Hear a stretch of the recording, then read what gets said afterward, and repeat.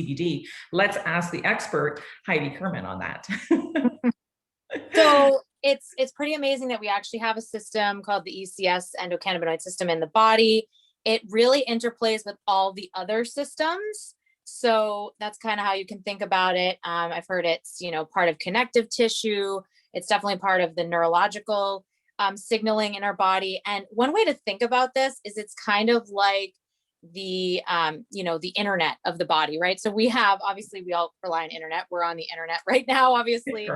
And we need that connectivity of our signal, right? For everything to work at proper speed and for us to get things done, right? So I love that analogy because it really is true. This is a communication system in the body. So we see all those colorful dots with the green and yellow receptors, and that is because these exist all over the body.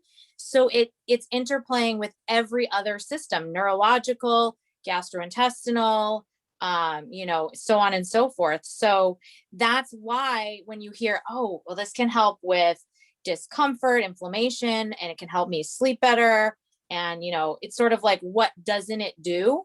That is not hype. That really is because of the system in our body that, it's really like looking for those receptors are like, they're like little Pac-Man. They're moving around. They're looking to be filled with those cannabinoids. So that's why this matters, because we have this system. So I've heard it said that, the plant taught us that we have a system. So it's interesting because it wasn't discovered until 1992.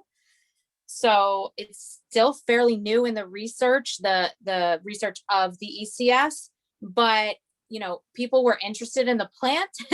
We know back to, the THC kind of movement of the 70s, right? So there was an interest, like, what is this doing? I think people knew that it had healing properties, but didn't understand it.